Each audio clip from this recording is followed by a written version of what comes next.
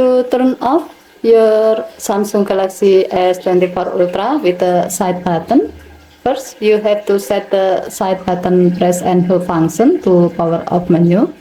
To do so, swipe down the top of the screen and then tap setting icon. Scroll down the screen to find advanced features. Tap advanced features. Tap side button. And then under press and hold section, select power off menu.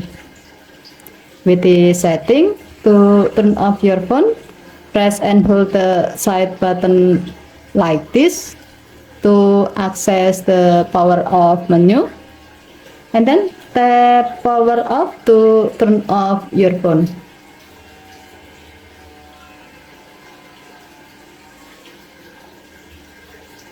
Okay, thank you for watching. Please hit to like and subscribe. Have a nice day.